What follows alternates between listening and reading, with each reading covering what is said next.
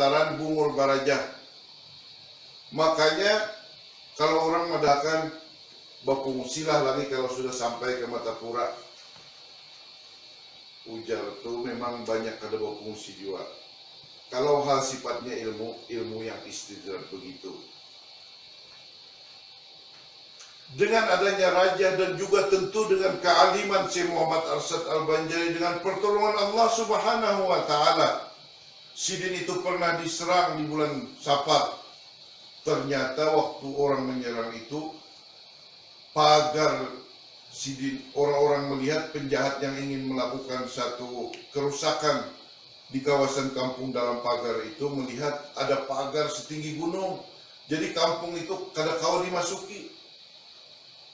Makanya kemudian kampung dalam pagar itu terkenal sampai sekarang disebabkan karena keulamaan Syekh Muhammad Arsyad Al-Banjari dan juga tradisi keulamaan sampai hari ini dengan berbagai macam ilmu yang mereka miliki.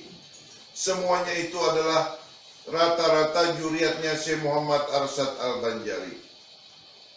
Bahkan juga Syekh Muhammad Arsyad Al-Banjari itu diuji coba dengan ilmu parang maya. Ilmu parang maya ini adalah ilmu penyerangan dengan jarak jauh, dan parang maya itu pun kada sanggup melawan ilmunya Syekh Muhammad Arsyad Al-Banjari.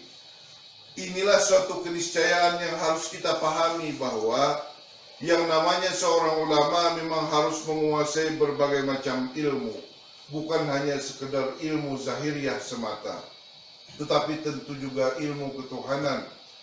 Tetapi memang juga kalau orang itu betul-betul menyandarkan dirinya kepada Allah Subhanahu wa taala, meminta tolong kepada Rasulullah dengan segala syafaatnya, maka tentu orang tersebut dan kampung tersebut mendapat pertolongan dari Allah Subhanahu wa taala.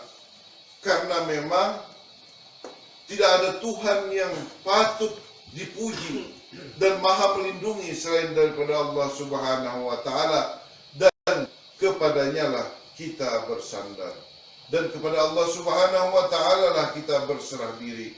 Itulah kira-kira watak dan kepribadian ulama baik zaman dahulu dan zaman sekarang ini.